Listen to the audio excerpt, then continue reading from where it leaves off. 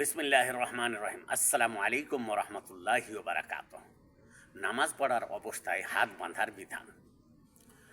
নামাজ পড়ার অবস্থায় বুকের উপরে বা নাভির উপরে অথবা বুকের নিচে কিংবা নাভির নিচে হাত রাখলে বা বাঁধলে কোনো সমস্যা নেই, কারণ নামাজে দাঁড়ানোর সময় হাত রাখার স্থান সম্পর্কে কোনো অকাট্য হাদিস বা নির্ভরযোগ্য হাদিস পাওয়া যাচ্ছে না।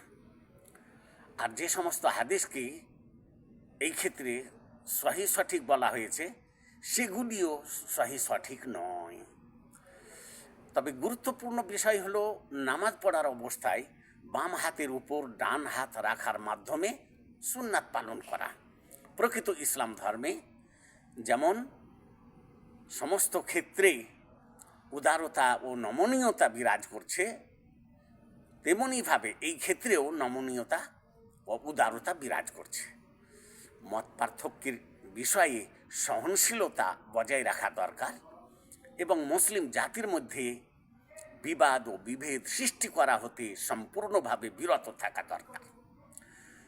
তাই সাহাবীগণের আমল এবং তাবেঈগণের আমল এই রকম ছিল যে তাদের মধ্যে থেকে কতকগুলি লোক নামাজের অবস্থায় নাভির নিচে হাত বাঁধতেন আর কতকগুলি লোক নাভির উপরে হাত বাঁধতেন। যেমনকি এই বিষয়টিকে ইমাম তিরমিজি রহমতুল্লাহ আলাইহি নিজ সুনান গ্রন্থে উল্লেখ করেছেন।